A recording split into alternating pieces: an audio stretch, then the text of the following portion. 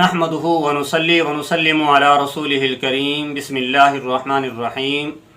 محترم حاضرین و سامعین، السلام علیکم ورحمۃ اللہ وبرکاتہ۔ آج کی ویڈیو میں ہم سلام کے بارے میں بات کریں گے۔ اسلام میں سلام کی بڑی تاکید ہے اور اسلامی معاشرے کی تشکیل و ترویج میں سلام بڑا اہم کردار ادا کرتا ہے۔ سلام کرنے سے جہاں اجنبیت ختم ہوتی ہے وہاں انسیت پیدا ہوتی ہے، اور سلام کرنے سے ادنا و اعلیٰ کی تفریق ختم ہوتی ہے اور مساوات کی تعلیم عام ہوتی ہے۔ سلام کرنے میں پہل کرنی چاہیے اور ہر مسلمان کو، چاہے آپ اس کو جانتے ہوں یا نہ جانتے ہوں، اس کو سلام کریں۔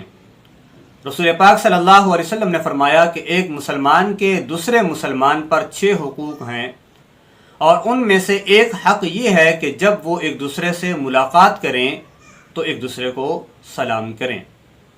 اللہ کی رحمت کا زیادہ مستحق کون ہے؟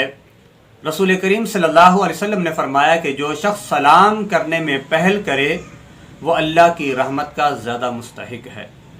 حضور نبی کریم صلی اللہ علیہ وسلم نے سلام کی بڑی تاکید اور ترغیب فرمائی ہے۔ ارشاد فرمایا کہ جب کوئی مسلمان اپنے مسلمان بھائی سے ملے تو اسے سلام کرے، پھر اگر ان کے درمیان کوئی درخت آ جائے یا کوئی بڑا پتھر حائل ہو جائے اور پھر ملاقات ہو تو سلام کرے۔ سلام کرنے میں پہل کون کرے؟ سلام کرنا سنت ہے اور سلام کا جواب دینا واجب ہے۔ رسول اللہ صلی اللہ علیہ وسلم سے پوچھا گیا کہ یا رسول اللہ، جب 2 آدمی ایک دوسرے سے ملاقات کرتے ہیں تو پہلے کون سلام کرے؟ تو رسول پاک صلی اللہ علیہ وسلم نے فرمایا کہ سلام کرنے میں پہل وہ کرے کہ جو اللہ کے زیادہ قریب ہے۔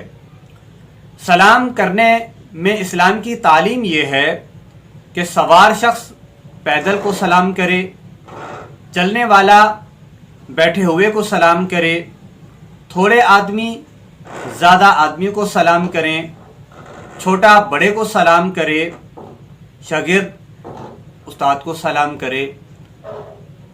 سلام کے الفاظ کیا ہونے چاہیے؟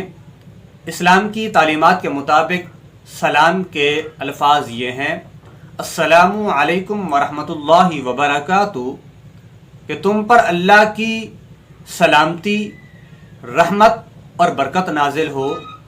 حدیث شریف کے مطابق جو السلام علیکم کے الفاظ کے ساتھ سلام کرتا ہے تو اسے 10 نیکیاں ملتی ہیں، اور جو السلام علیکم ورحمۃ اللہ کے ساتھ سلام کرتا ہے تو اسے 20 نیکیاں ملتی ہیں، اور جو السلام علیکم ورحمۃ اللہ وبرکاتہ کے الفاظ کے ساتھ سلام کرتا ہے تو اسے 30 نیکیاں ملتی ہیں۔